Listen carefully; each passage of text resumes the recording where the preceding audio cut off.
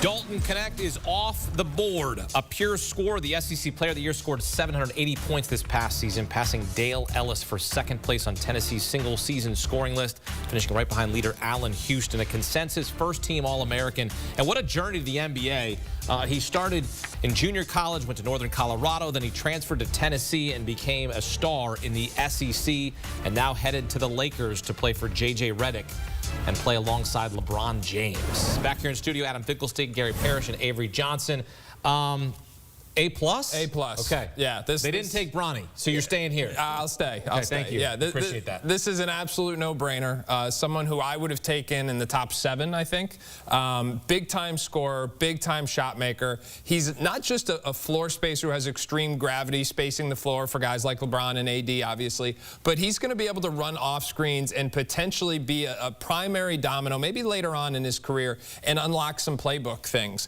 For JJ Redick, who was a shooter in and of himself, I actually like this fit. All kidding aside about what kind of coach JJ Redick is going to be, he was an elite shooter and an elite movement shooter who understands what's going to be necessary to get guys like that open. And when AD and LeBron come off the floor and you need somebody to generate some offense in your second unit, I think Dalton Knecht is going to be absolutely perfect for the Lakers. Love this pick. Would not have understood if they didn't make it. Still don't understand why other people didn't make it earlier. I've had some NBA front office members tell me they believe Dalton Knecht will be the best offensive rookie in the NBA next season. Now, that's not a consensus opinion, but I know people who hold it. Yep. And if you're the Lakers and you are able to add not just a shooter, that's what folks always say, you need shooting around LeBron and AD. He's not just a shooter. He is a shooter, but he can also bounce it, shot create, like really make plays with the ball in his hands. And when you add that to a core of LeBron James and Anthony Davis, if you're JJ Redick and this is going to be your first team ever, you got to be pretty excited about it. One of the reasons why Tennessee was so good this season was because of Dalton Knecht, Avery. I mean, you saw him night in and night out. Yeah, okay. Yeah. I'm just trying to be helpful to all the other players and team and that roster. Yeah, you got to think about Anthony Davis historically have been injury prone. LeBron James is going in, what, his 21st year? 22nd year. Yep. Then you got to have guys that can score the ball, especially on nights when those guys are missing game, whether it's for rest. But I love this pick. He's not just a shooter. He finishes well at the basket. He knows how to create contact when he goes to the basket. But when you look at this young man, this kid is one of 4 players in the history of Tennessee basketball to average more than 20 points. You talking about guys like, you heard of Bernard King, Ernie Grunfeld, Allen Houston. That's some pretty good select company. Yeah, Bernie and Ernie. Go watch that out. Allen Houston's pretty good. Matt, why the heck did Dalton Knecht slip to 17? Well, I've been texting with a few different sources around the league over the past 45 minutes or so, and it's all speculative. There was nothing wrong with the medical, I was told, by multiple franchises.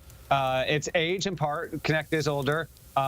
Some defensive questions, although I would refute that. He's not a terrible defender. And, you know, Rob Dillingham, who is a non-defender, doesn't have Knecht's size, isn't as good of a shooter, went much earlier than him. And then it is about specific fit. A couple things I want to get into here with Knecht. One, this does bring credence to what a variety of NBA people told me going into the night that said some of these mock drafts are going to be drastically wrong. And we've seen some of that here and there with Ron Holland. No one had him as a top 5 pick. Zach Edey, almost no one had him as a top 10 pick. No one had Knecht out of the top 10 or 12. In fact, Zach Edey and Dalton Knecht were the 2 best players in college basketball last season. They met in the regional final, of course, in the NCAA tournament. I don't know if there's a single person on the planet other than maybe members of Zach Edey's family and the Purdue coaching staff, and maybe not even them, that thought that Zach Edey would be drafted not just before Dalton Knecht, but multiple spots, almost 10 spots before Dalton Knecht was, in fact, taken there. But he's got amazing upside.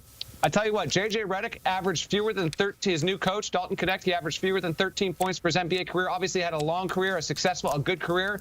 I think Dalton Knecht will wind up averaging more than JJ Redick did, his new coach, in his NBA career. I think he can be just as JJ was, a better than 40% three-point shooter. He's got confrontational athleticism. I think he can be a good quality help defender there. He's got length, he's got size.